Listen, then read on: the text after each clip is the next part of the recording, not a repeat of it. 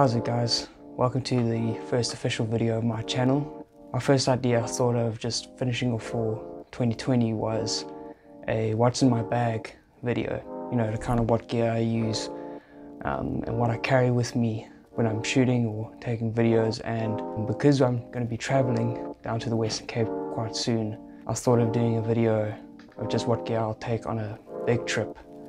So let's get that started.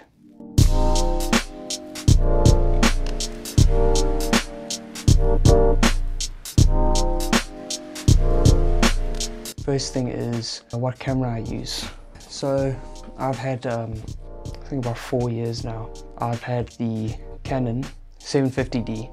This is quite a good starter camera. It's got it's 24 megapixel and can shoot 1080p 25 frames and 50 frames. I'm not too sure why. It's really good for filming. I've done it for a few small things here and there, but yeah, it's a great camera, great with pictures. If you're starting off, it's not a bad price for a very good quality camera. It's worth saving up for. And when you get it as a kit, it comes with quite a good lens. And I guess that segues into my next part of the video, which is now what lenses I use. So the first lens I'll be showing is my, well, I guess you could just call it the kit lens. Came with my camera when I got it, and it's 18 to 55 millimeter. It's got stabilization, autofocus. It's quite a nice basic lens.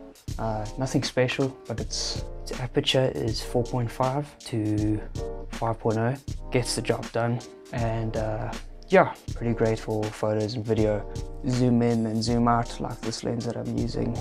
Quite a good starter lens, and because you get it in a kit, it's not much more expensive than just getting a body. It's worth a few extra bucks. So the next lens I use, it's the most useful lens, I think, and it's one of the cheapest. It's worth getting. It's the 50mm Canon. It's a prime lens, so no zooming or anything. It's literally just 50. Very wide aperture though, 1.8, which is great. You get nice bokeh effects and just a nice shallow depth of field. Really great for portraiture. Also, I actually like filming with this the most because it's the brightest. The autofocus is quite loud with it though, so you don't want to always film with that. Unless if you are using a microphone like I am now, where you won't hear from the camera the loud motors in this thing. It is quite loud, but it's very, very durable. There's just one element, which is one piece of glass in it, whereas this will have a few elements along its body, you know, so you focus it and all that. This only has one, very durable. It's also metal, so it's much more stronger. I've taken this thing on the beach. It's a bit, I don't know if you can hear, it's quite messed up from sand and all that. Otherwise, it's a very durable lens. Highly recommend it. It's just really great. You'll be using it for a lot of things once you get it. And it's cheap. So yeah, this one's got it's made for Canon. It's got a cap for light. Yeah, quite a beefy lens. So this is now telephoto lens, 70 to 300. I use it a bit for sport. I use my one friend's at a school rugby game. His, I think it was a Sigma 70 to 300, and it's really great for zooming across the field and all that. This is technically a macro lens. It has a macro option there. Very big lens though. It's a very shaky lens. There's no stabilization. Not really video. I haven't used it a lot. So those are all the lenses I have for now. What else I just have in my bag is my GoPro.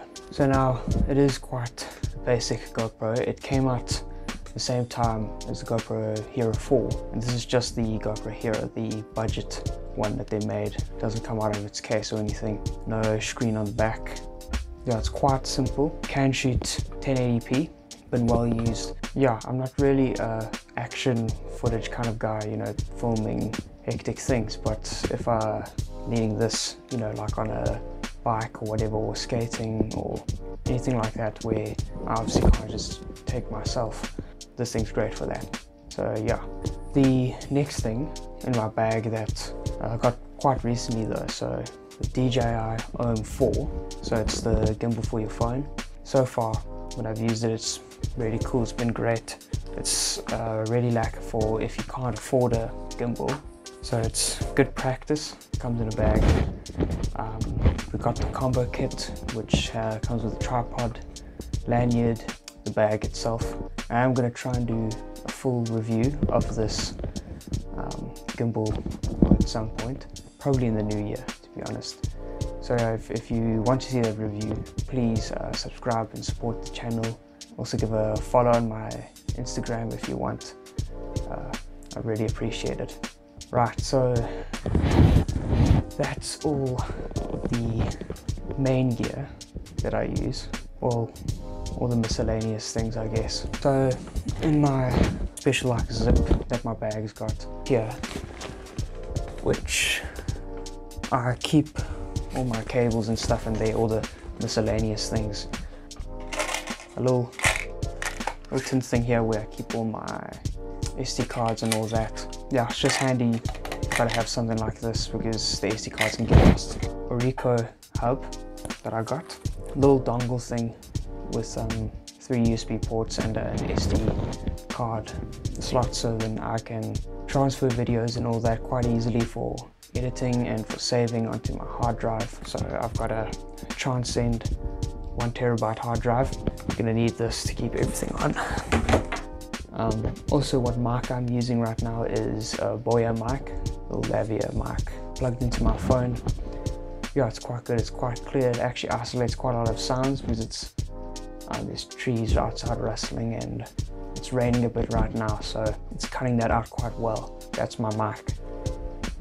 Really, what I can just also recommend is getting a notebook, just so you can write down ideas and stuff. That's what I did for this video. Yeah, right there. Yeah, it's just a notebook is really needed for brainstorming and all those things. Finally, we can get onto the bag. So I've got it's a low pro bag. I forgot the exact type it is. It's got a good compartment for my MacBook. It's got a lot of space for my camera, my lenses, the gimbal, mic and all that. Yeah, that's what's in my bag for 2020. Thanks for watching.